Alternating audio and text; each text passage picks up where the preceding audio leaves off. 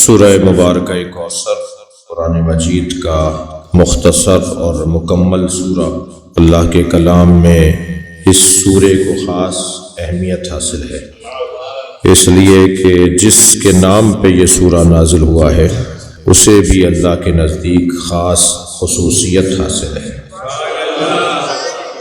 بعض ہستیاں نسبی طور پر بنسبت قرب اور بعد رکھتی ہیں۔ مثلاً آپ کے دوستوں میں بھی کچھ ہوں گے جو زیادہ قریب ہوں گے، کچھ ہوں گے جو اور زیادہ قریب ہوں گے، اور پھر کچھ ایک یا کوئی دو رہ جاتے ہیں جو ان سے زیادہ کوئی قریب نہیں ہوتا۔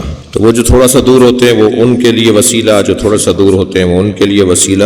اس طرح نسبی طور پر اس شخصیت تک پہنچنے کے لیے وسیلے مختلف ہوتے ہیں۔ جب جو تمام وسیلوں کے لیے وسیلہ ہو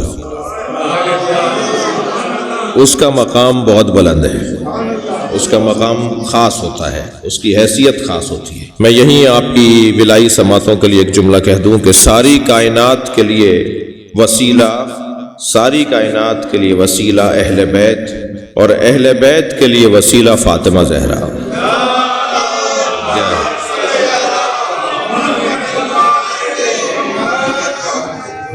یعنی ہم سب ائمہ اہل بیت کی خدمت میں جا کر کہیں گے کہ ہماری بات اللہ تک پہنچا دیجئے، ہماری حاجت اللہ تک پہنچا دیجئے۔ آپ کہہ دیں گے تو اللہ مان لے گا، آپ نے کہہ دیا تو اللہ مان لے گا۔ ہم سب ائمہ اہل بیت کی خدمت میں اپنی حاجتیں رکھتے ہیں کیونکہ ان کا اللہ کے نزدیک مقام بلند ہے، اور ائمہ اہل بیت جس کی خدمت میں اپنی حاجت رکھتے ہیں اسے فاطمہ کہا جاتا ہے۔ نحن حجج اللہ علیکم جدتنا فاطمہ حجت اللہ علینا۔ ہم اہل بیت اللہ کی حجتیں ہیں تمہارے اوپر، اور ہماری جدہ فاطمہ ہم اہل بیت پر، ہم ائمہ پر اللہ کی حجت۔ تو قرب اور بعد میں کچھ ہستیاں ہیں جو وسیلہ قرار پاتی ہیں، اور کچھ ہیں جو ان کے لیے بھی وسیلہ قرار پاتی ہیں۔ بات تو سنگین ہے لیکن کرنے کی ہے۔ یہ سوچ کے ہم نے بہت ساری سنگین باتیں ممبروں پر نہیں کی، یا ہمارے بعض دوست نہیں کرتے، بعض خطبہ نہیں کرتے کہ بات سنگین ہے، کہیں ہضم ہونے میں دیر نہ ہو۔ میرے سامعین خدا نخواستہ ہضم کرنے میں دیر نہیں کرتے، لیکن کیا کریں، ویڈیو بن رہی ہے، ریکارڈنگ ہو رہی ہے، کیا معلوم کہ کوئی گزرتے ہوئے ایک جملہ سنے، کیا معلوم جس نے آج تک بی بی کی عظمت کی کوئی بات سنی نہ ہو اسے ایک بہت ہی وزنی بات سنا دی جائے۔ جو ہلکی بات، سادہ بات کو برداشت نہیں کر پا رہا وہ سنگین باتوں کو کیسے برداشت کرے گا؟ تو ہم خطیبوں کی اس وقت یہ مشکل ہے۔ صلوات پڑھیں ذرا محمد والے۔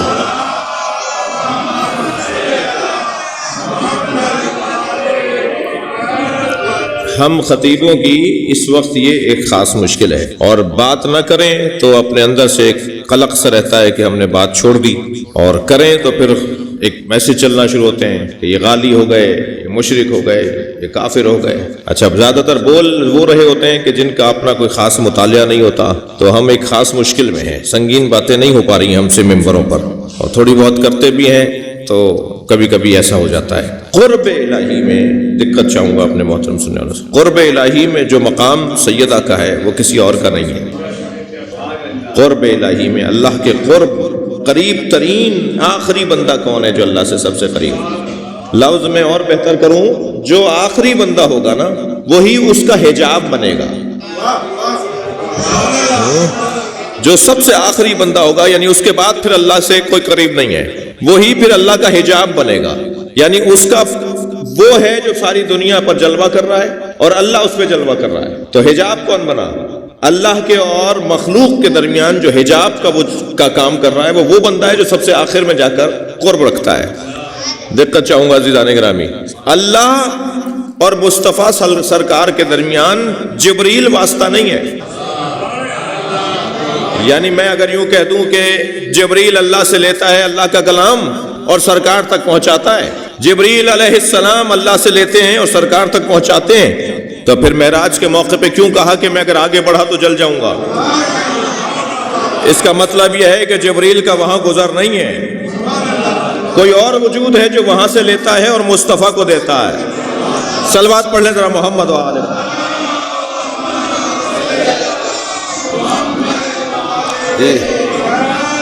وہی حجاب اللہ ہے. صلوات اور پڑھ لیں محمد و آل محمد.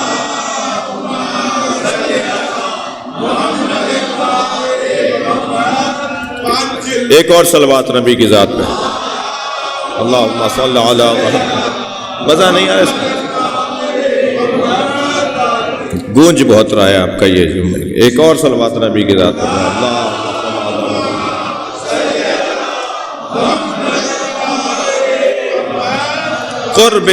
قرب الہی میں، قرب پروردگار میں سب سے زیادہ قریب ترین وجود وہ سیدہ زہرا کا ہے.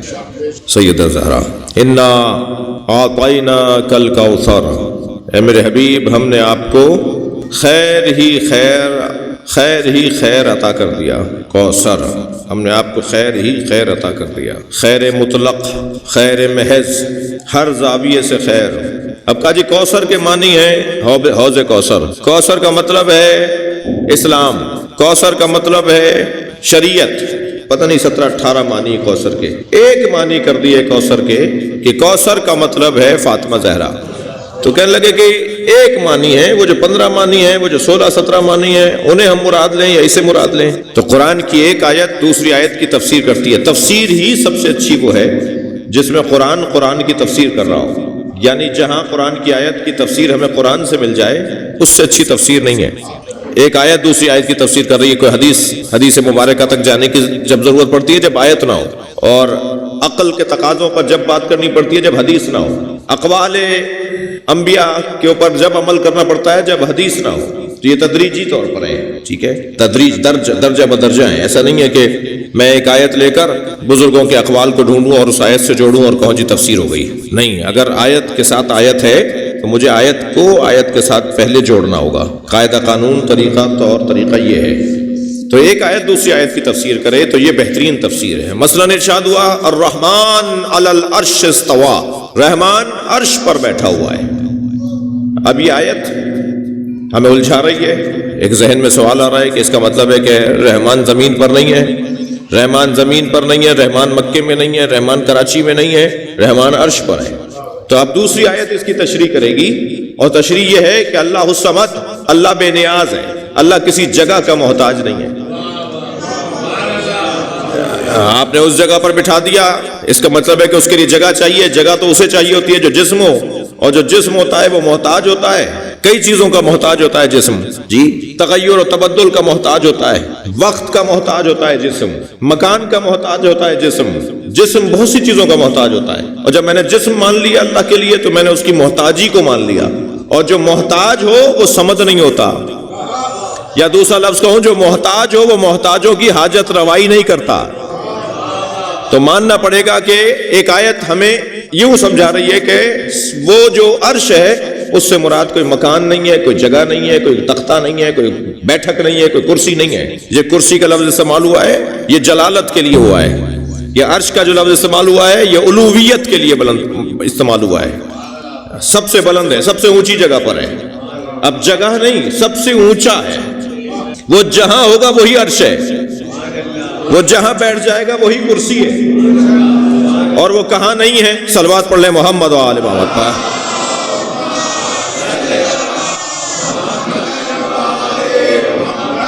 لہذا ساری کائنات، یہ تو ہمارے تصور کے لیے کائنات، ساری کائنات اس کا عرش ہے، ساری کائنات اس کی کرسی ہے.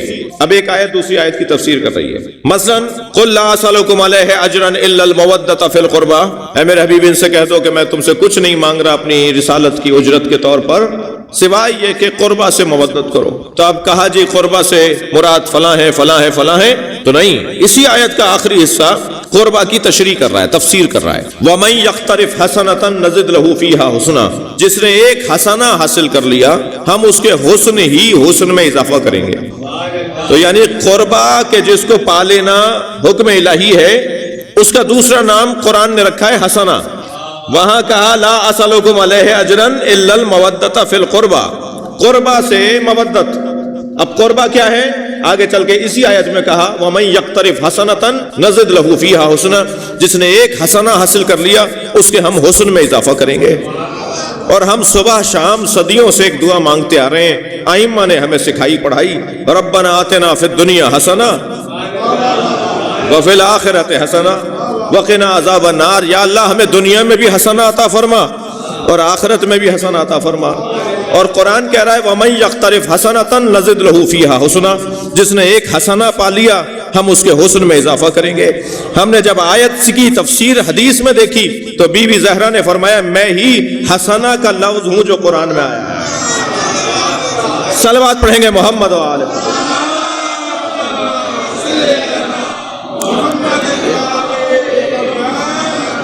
یہ دنیا میں حسنہ اور آخرت میں حسنہ، ایک ایسا وجود ہے جو دنیا میں بھی مجھے چاہیے اور آخرت میں بھی چاہیے، اور دنیا میں محبت فاطمہ اور آخرت میں شفاعت فاطمہ۔